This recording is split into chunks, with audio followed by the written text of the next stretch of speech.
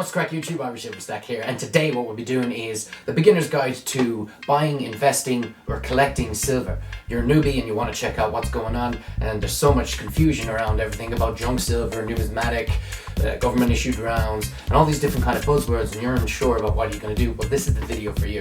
So the first question you have to ask yourself is, are you collecting or are you investing? That is really important, because if you are collecting, what you are doing is you're putting your heart and soul into it. It's kind of a more personal thing. If you're investing, you don't really care about it. You just want to make a buck at the end when everything kind of goes up.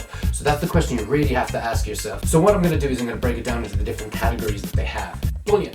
That is one of the main things that you can buy. It's the cheapest way of collecting your silver, and it comes in kind of two forms. You can get the bars, that is a bullion bar, and you can get it in rounds. Now these rounds look exactly like coins. The only difference is between the coin and the round is one of them doesn't really have a face value. What a round is simply, it's a circular shape of silver. So that's only going to have the silver inside it, and that's what you're buying.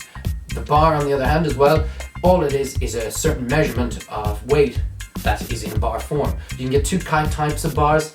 There is a poured bar or a pressed bar. The poured bar is simply one that looks a bit more rugged. It looks very kind of cool. People like to buy it for just simply a kind of ruggedness look.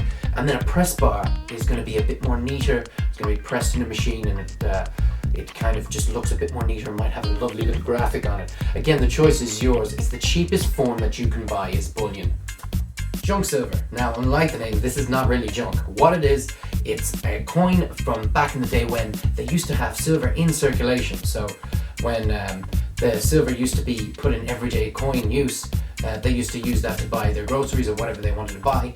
And some of that stuff, over time, the government decided to get rid of it because it was basically making too much money when you melted it down for what it was worth when it was buying something in the shop. So they decided to get rid of it.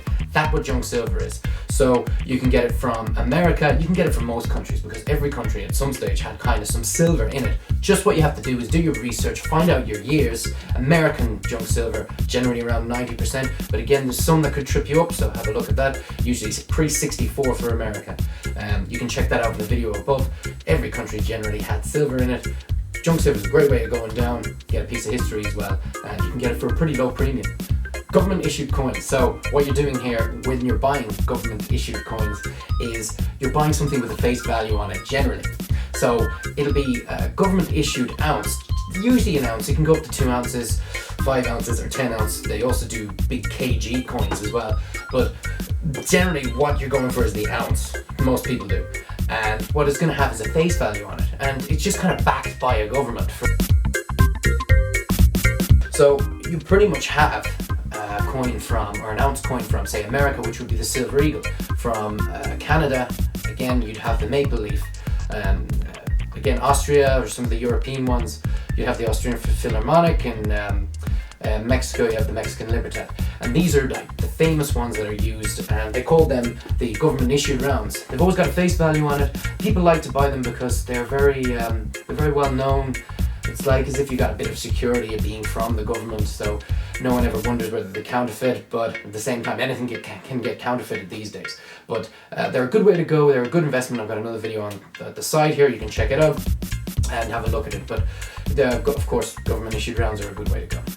Numismatic. Basically what you have from a numismatic coin, or something that is numismatic, means that it's the value of it is worth more than the actual material it's made of. Okay, so that is what numismatic means. It's kind of a collector kind of thing, but it also is used an awful lot for investments. So you kind of just have to do a lot of homework when you go down for numismatic.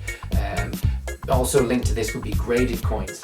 So when you get graded coins, they're also the numismatic. What a graded coin is when you've got a coin and you think it's very well presented and very good and doesn't look like there's a lot of scrapes or any faults on it, you can send it away, and a private company will grade it for you and put it in a nice little slab, and then they will say that it's a certain grade, and then you can sell it off. It's worth just a little bit more with that grading company, especially if you get a good grading company. Make sure that you know the grading company and again do your research, because sometimes you can get ripped off. Again, I have a lot more to say about that in that video over there. And that's the guide to numismatics, the beginner's guide to numismatics. So you can check that one out and see what you think. Okay, so that's pretty much it. Go back to the original question I asked. Are you collecting or are you investing? If you're collecting, do it and buy things that you love. Don't be afraid to spend over the odds for it if you really like it, because you have an excuse because you like it. If you're investing, maybe you should just do lots of research and check it out. At the end of the day, you can do both, but just know which one that you're buying and why you are buying it for. Guys, take it easy. Hit the like button. Let me know what you think down in the comments. If you have any other queries, let me know. Take it easy. I'll chat to you soon. Have a good one. Bye bye.